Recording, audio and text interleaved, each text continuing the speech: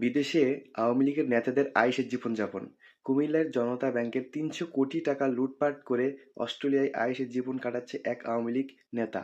সাবেক অর্থমন্ত্রী আ.হ.ম মোস্তফা কামালের ঘনিষ্ঠজন হিসেবে পরিচিত কুমিল্লা দক্ষিণ জেলা আওয়ামী লীগের সাবেক সহসভাপতি সালাউদ্দিন আহমেদ ব্যাংক থেকে নেওয়া ঋণের টাকা মেরে দিয়ে এখানে প্রবাসে স্থায়ীভাবে বসবাস করছেন। তিনি জেলার নাঙ্গলকোট উপজেলার রাজাপাড়া গ্রামের বাসিন্দা। এদিকে দুর্বল যে ব্যবসা প্রতিষ্ঠানে বড় অঙ্কের টাকা যে ঋণ নেওয়ার জড়িত জনতা ব্যাংকের কর্মকর্তা এখন বদলি হয়ে পিঠ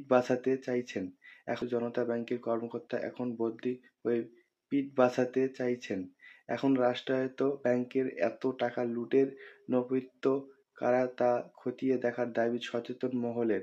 অনুসন্ধানে জানা গেছে, কুমিল্লার সদর দক্ষিণ উপজেলার জোরখানন এলাকার আসিফ গ্রুপের ২টি শিল্প প্রতিষ্ঠান গড়ে তোলেন সালাউদ্দিন আহমেদ। অজপাড়াগাঁয়ের ২ একর জায়গায় পোশাক তৈরি এই কারখানা গড়ে তোলার রহস্য জানতে চায় অনেকে, কিন্তু যে বিষয়টা হচ্ছে যে কারখানা গড়ে তোলার রহস্য জানতেন না কেউ।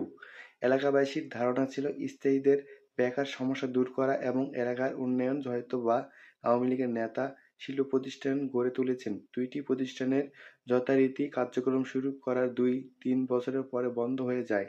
এর মাঝে জনতা ব্যাংক থেকে প্রায় ৩০০ কোটি টাকার ঋণ গ্রহণ করে প্রতিষ্ঠানের মালিক সালাউদ্দিন আহমেদ সুচতুর এই আওয়ামী লীগ নেতা ব্যাংক ঋণের পুরো টাকাই পাচার করে সপরিবারে বিদেশ পাড়ি জমান।